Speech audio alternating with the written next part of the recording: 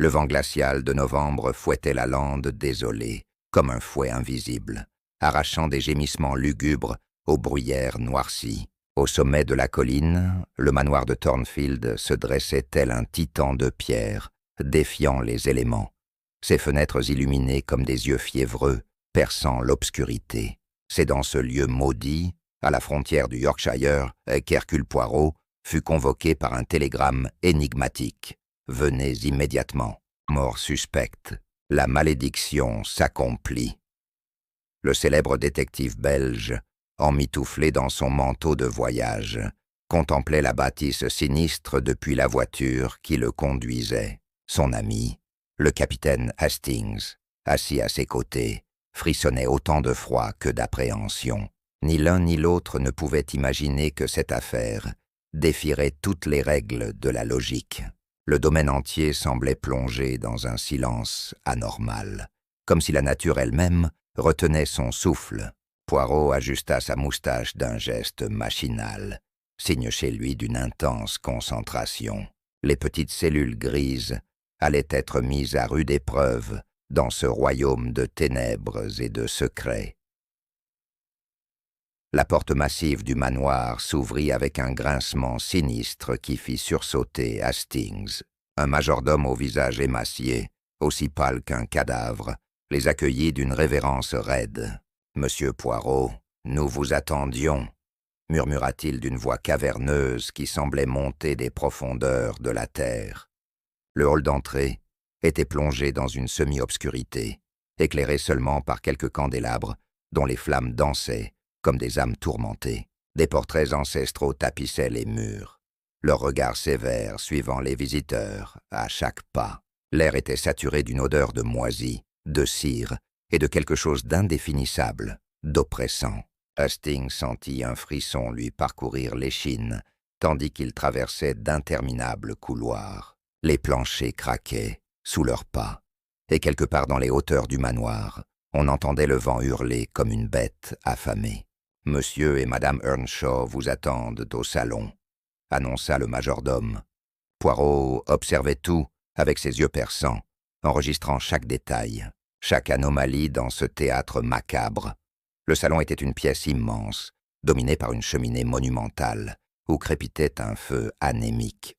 Madame Catherine Earnshaw se tenait près de la fenêtre, silhouette rigide vêtue de noir, son visage d'une beauté glaciale tourné vers la lande. Elle ne se retourna pas immédiatement à leur entrée, comme si elle était en transe. Son époux, Edward Earnshaw, un homme massif au regard tourmenté, se leva brusquement de son fauteuil, renversant presque son verre de brandy. « Monsieur Poirot, enfin, vous devez nous aider avant qu'il ne soit trop tard », s'exclama-t-il d'une voix rauque. Près de la cheminée, une jeune femme frêle, Isabella Linton, cousine de Catherine, sanglotait doucement dans un mouchoir de dentelle. Un quatrième personnage attira l'attention de Poirot, un homme d'environ 35 ans, aux traits durs et au regard farouche, qui se tenait dans l'ombre. « Voici Heathcliff, notre régisseur », présenta froidement Catherine en se retournant enfin. Les présentations furent brèves, tendues, chargées d'une électricité palpable qui n'échappa pas au détective. « Racontez-moi tout depuis le début », demanda Poirot, en s'installant confortablement, ses doigts joints en pyramide. Édouard prit une profonde inspiration avant de commencer son récit. « Mon frère Hindley a été retrouvé mort il y a 3 jours, dans la tour nord du manoir. » Sa voix tremblait légèrement, trahissant une émotion qu'il tentait de contenir. « Les circonstances sont troublantes, monsieur Poirot. » La porte était verrouillée de l'intérieur, les fenêtres fermées. Aucune trace de violence apparente. Catherine ajouta d'une voix monocorde, « Le médecin du village a conclu à une crise cardiaque, mais nous savons que c'est impossible. » Hindley était un homme robuste de 40 ans, sans antécédent médical, grand amateur de chasse et de promenade sur la lande. La veille de sa mort, il avait confié à Édouard qu'il avait découvert un terrible secret concernant la famille. Il était terrifié, précisa Isabella entre 2 sanglots. Il parlait d'une malédiction, d'une vengeance qui devait s'accomplir. Heathcliff, toujours dans l'ombre, émit un rire bref et cynique qui glaça le sang de Hastings. Les superstitions d'un homme tourmenté par ses propres démons, cracha-t-il avec mépris. Poirot fronça les sourcils, sentant que la vérité était enfouie sous des couches de mensonges et de ressentiment. Catherine s'approcha de la cheminée et, d'une voix détachée, comme si elle récitait une légende ancienne, narra l'histoire de la malédiction. Il y a 100 ans, mon ancêtre, le premier Earnshaw de Thornfield, a volé ses terres à une famille de gitans. Les gitans, chassés dans la nuit glaciale, avaient maudit la lignée. Chaque génération verrait mourir son aîné dans des circonstances mystérieuses. Mon grand-père est mort noyé dans un étang peu profond. Mon père est tombé d'un cheval docile qu'il montait depuis 20 ans. À chaque fois, la mort survenait après que la victime ait évoqué avoir découvert la vérité sur la famille. Édouard, en tant que cadet, avait hérité du domaine à la mort de son frère aîné, lui-même victime d'un accident inexpliqué. Handley était donc le prochain sur la liste, conclut Isabella. Hastings, superstitieux de nature, pâlit visiblement à ce récit. Mais Poirot secoua la tête avec détermination. Non, mon ami, il n'y a pas de malédiction, seulement des hommes et leurs actions. Les petites cellules grises ne croient pas aux fantômes. Son assurance calma quelque peu l'atmosphère oppressante du salon, même si personne n'était totalement convaincu. Le lendemain matin, sous un ciel plombé menaçant de nouvelles tempêtes, Poirot et Hastings inspectèrent la tour nord. La pièce où Hindley avait été retrouvé était circulaire, meublée spartiatement. Un lit étroit, un bureau encombré de papiers, une bibliothèque remplie de vieux registres. Observez, Hastings, la poussière sur le rebord de la fenêtre est intacte. Personne n'est entré ni sorti par là. Le verrou intérieur de la porte ne portait aucune trace de manipulation. Sur le bureau, Poirot découvrit un registre ouvert à une page datant de 1985, comportant des annotations récentes à l'encre fraîche. Des noms étaient soulignés, des dates encerclées, et dans la marge, un mot griffonné. Imposteur. Le détective examina minutieusement le corps de la victime lors de sa visite à la chapelle mortuaire. Aucune marque de strangulation, pas de poison détectable, rien. C'est impossible, Poirot. Comment peut-on tuer un homme dans une pièce fermée sans laisser de traces? S'exclama Hastings, frustré. Le détective belge sourit mystérieusement. Ce qui semble impossible, mon bon ami, cache souvent la solution la plus simple. Il glissa le registre sous son bras, décidé à en percer les secrets. Enfermé dans la bibliothèque du manoir, Poirot passa la journée entière à étudier le registre ancestral. Hastings, incapable de rester inactif, était parti interroger les domestiques du village. Le document était un arbre généalogique détaillé de la famille Earnshaw, remontant à la fondation du domaine. Chaque naissance, mariage et décès y était consigné avec une précision méthodique. Mais ce qui captiva Poirot, ce furent les annotations de Hindley dans les marges. Il avait tracé des lignes reliant certains noms, identifiant des incohérences dans les dates. À une page particulière, le défunt avait écrit « Le testament de 1820, falsifié ».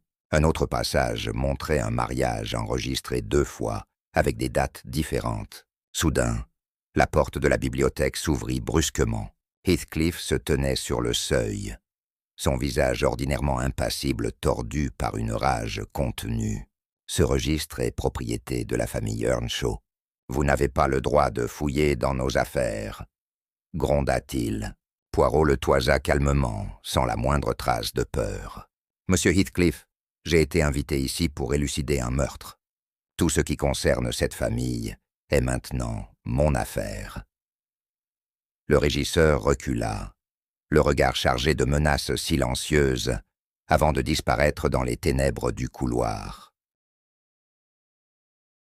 Cette nuit-là, incapable de dormir, Hastings entendit des bruits provenant du rez-de-chaussée. Armé d'un chandelier, il descendit prudemment et découvrit Heathcliff dans le bureau d'Édouard, fouillant frénétiquement dans les tiroirs. « Que faites-vous ici à cette heure » demanda Hastings, surprenant l'intrus.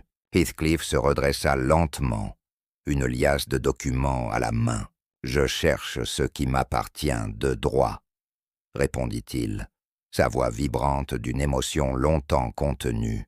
Le capitaine réveilla immédiatement Poirot, qui vint interroger le régisseur. Dans le salon, face à toute la famille réunie en pleine nuit, Heathcliff révéla enfin son secret. « Je ne suis pas un simple employé. Je suis le fils illégitime du vieux Earnshaw, abandonné enfant, recueilli par des gitans. Il avait passé sa vie à chercher la vérité sur ses origines, travaillant au manoir pour accéder aux archives familiales.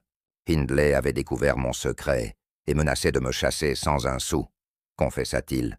Catherine, le visage livide, murmurait « Non, ce n'est pas possible. » Isabella s'évanouit, tandis qu'Édouard, abasourdi, s'effondra dans son fauteuil. Mais Poirot secoua la tête. « Tout ceci est très intéressant, Monsieur Heathcliff, mais cela ne fait pas de vous un meurtrier. Du moins, pas encore. » Le lendemain, Poirot convoqua toute la famille dans le grand salon.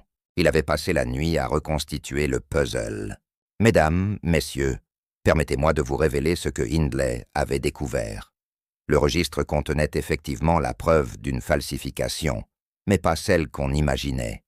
En 1820, lors d'un hiver particulièrement rigoureux, 2 bébés étaient nés à Thornfield à quelques jours d'intervalle.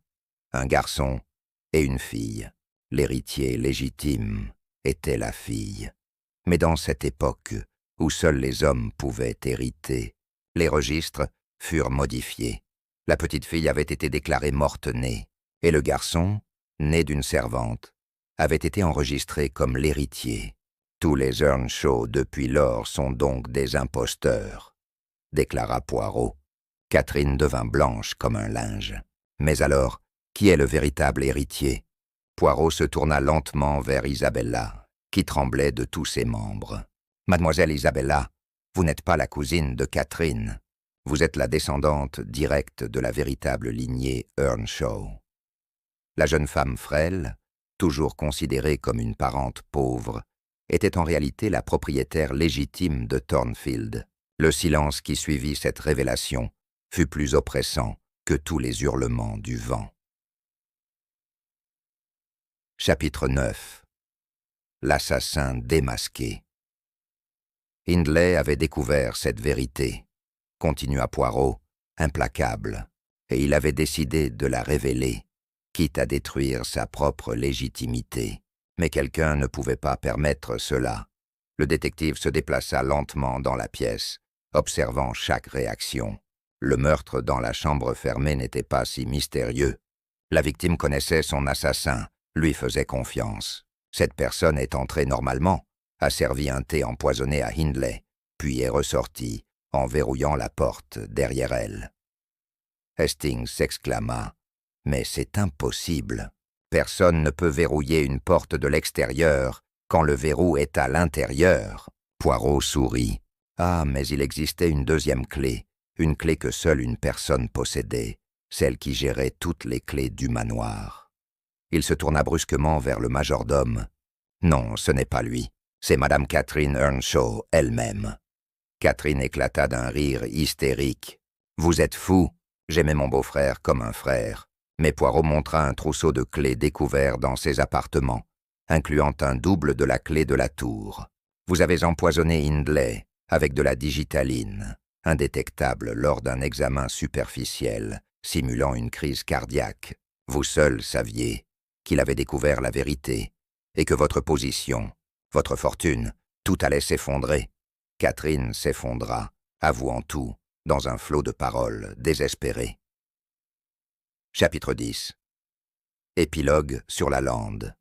Quelques jours plus tard, alors que Catherine était emmenée par la police et qu'Isabella, encore sous le choc, commençait à accepter son nouveau destin, Poirot et Hastings se tenaient sur la lande balayée par le vent.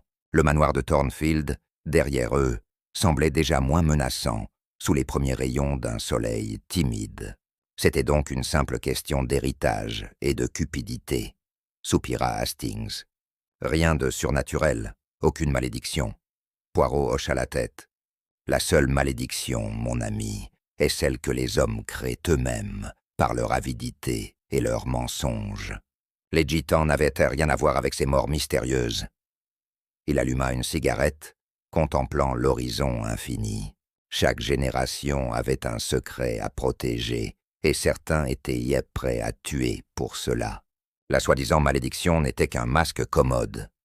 Heathcliff, finalement reconnu comme membre illégitime mais réel de la famille, avait choisi de partir, incapable de rester dans ce lieu hanté par tant de drames. Isabella, quant à elle, décida de transformer Thornfield en orphelinat, redonnant ainsi un sens à ce domaine, bâti sur la souffrance. En montant dans la voiture qui les ramenait à Londres, Hastings jeta un dernier regard au manoir. « Au revoir, lande hurlante », murmura-t-il. Poirot sourit sous sa moustache. « Les petites cellules grises triomphent toujours, mon bon Hastings, toujours. » Chapitre 11. Le retour. Inattendu 3 semaines s'étaient écoulées depuis leur départ de Thornfield. Poirot et Hastings avaient repris leur vie londonienne, l'affaire semblant définitivement close. Catherine Earnshaw attendait son procès dans une prison du Yorkshire, et Isabella s'occupait de la transformation du manoir. Ce matin de décembre, alors qu'une neige fine tombait sur Baker Street, un télégramme urgent arriva pour Poirot. Nouvelle mort à Thornfield. Isabella Linton retrouvée inconsciente. Venez immédiatement. Edward Earnshaw. Le détective belge fronça les sourcils, une ride d'inquiétude barrant son front habituellement serein. Hastings, préparez nos bagages. Il semble que notre affaire ne soit pas terminée. Le capitaine, qui prenait son petit déjeuner, faillit s'étrangler avec sa tartine. Quoi? Mais c'est impossible. Nous avons arrêté l'assassin durant tout le voyage en train vers le nord. Poirot resta silencieux, perdu dans ses pensées. Quelque chose lui avait échappé. Un détail crucial qu'il n'avait pas su voir. Cette pensée le tourmentait plus que tout, car Hercule Poirot ne se trompait jamais, ou presque jamais. Le manoir de Thornfield était plongé dans un chaos encore plus grand que lors de leur première visite. Des policiers locaux erraient dans les couloirs, interrogeant domestiques et témoins. Le docteur Patterson, médecin du village, sortait justement de la chambre d'Isabella lorsque Poirot et Hastings arrivèrent. Elle est encore vivante, mais dans un état critique, annonça-t-il gravement. Empoisonnement à l'arsenic. Si elle avait bu toute la tisane, elle serait morte. Isabella, pâle comme un spectre, gisait dans son lit, inconsciente, mais respirant faiblement. Sur sa table de nuit, une tasse de porcelaine contenait encore un liquide verdâtre suspect. Edward Earnshaw, les traits tirés par l'angoisse, expliqua. « Je l'ai trouvé ce matin, effondrée près de sa fenêtre. La tasse était renversée, elle n'en avait bu qu'une gorgée. » Heathcliff, qui était revenu au manoir pour régler des affaires, se tenait dans un coin de la pièce, son visage impénétrable. « Catherine est en prison, » dit-il froidement. « Qui donc cherche maintenant à éliminer Isabella ?» Poirot examina minutieusement la tasse, la renifla avec précaution, puis inspecta la chambre. Sur le bureau d'Isabella, il découvrit des lettres qu'elle avait commencé à écrire, des documents légaux concernant l'héritage et un journal intime ouvert à une page récente. Avec la permission du médecin, Poirot s'installa dans la chambre d'Isabella pour lire son journal. Hastings, quant à lui, interrogeait les domestiques pour établir qui avait eu accès à la chambre. Le journal révélait une jeune femme tourmentée par sa nouvelle position. « Je ne me sens pas légitime dans ce rôle d'héritière », écrivait-elle. « Toute ma vie, j'ai été la parente pauvre, et maintenant, je possède tout. C'est comme un rêve dont je vais me réveiller. » Plus troublant encore, elle mentionnait des incidents étranges survenus depuis le départ de Poirot. Quelqu'un fouille mes affaires la nuit. J'entends des pas dans les couloirs. Des objets disparaissent, puis réapparaissent ailleurs. Elle avait confié ses craintes à Édouard, qui les avait attribuées au stress et à l'imagination. Mais le passage le plus révélateur datait de la veille. J'ai découvert quelque chose dans les archives, quelque chose que même M. Poirot n'avait pas vu. Si c'est vrai, alors tout change, absolument tout. Le détective referma le journal, ses yeux brillants d'une lueur intense. « Hastings, nous avons fait une erreur, une terrible erreur. Il y a un autre secret, plus profond, plus dangereux. » Le capitaine, qui revenait de ses interrogatoires, s'exclama. « Qu'avez-vous trouvé ?» Poirot ne répondit pas immédiatement, ses petites cellules grises travaillant à une vitesse vertigineuse. Poirot convoqua Édouard dans la bibliothèque pour un entretien privé. L'héritier supposé semblait nerveux, évitant le regard pénétrant du détective. « Monsieur Earnshaw, vous m'avez caché quelque chose lors de ma première enquête, » commença Poirot sans préambule. « Quelque chose de crucial ?» Édouard pâlit, mais tenta de garder contenance. « Je ne vois pas de quoi vous parlez. » Le détective sortit une lettre qu'il avait trouvée dans le bureau d'Isabella. Cette lettre, écrite par votre grand-père, révèle que vous saviez depuis longtemps que votre lignée n'était pas légitime. La main d'Édouard trembla légèrement. C'était un secret de famille. Nous pensions que personne ne le découvrirait jamais. Il avait hérité ce secret de son père sur son lit de mort, avec l'ordre de le protéger à tout prix.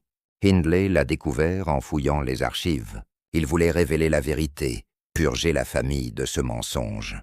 C'est alors qu'Édouard avoua avoir supplié Catherine de l'aider à faire taire Hindley. Mais je n'ai jamais voulu qu'elle le tue. Je voulais juste le convaincre, lui offrir de l'argent, n'importe quoi. Catherine, amoureuse d'Édouard depuis toujours, avait agi de sa propre initiative pour protéger l'homme qu'elle aimait. Et maintenant, quelqu'un veut éliminer Isabella pour les mêmes raisons. Conclut Poirot.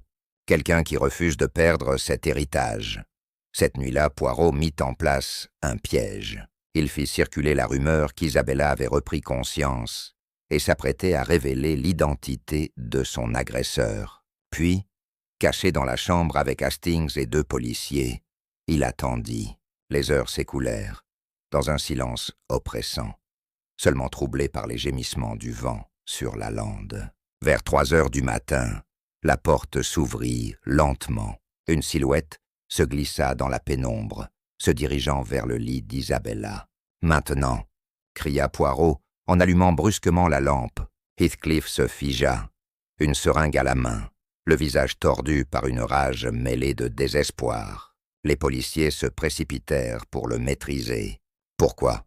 demanda Hastings incrédule. « Vous étiez reconnu comme membre de la famille. » Heathcliff éclata d'un rire amer. « Membre illégitime, sans droit réel. » Isabella allait tout léguer à des œuvres de charité. Après toute une vie de souffrance, de mépris, j'allais rester pauvre.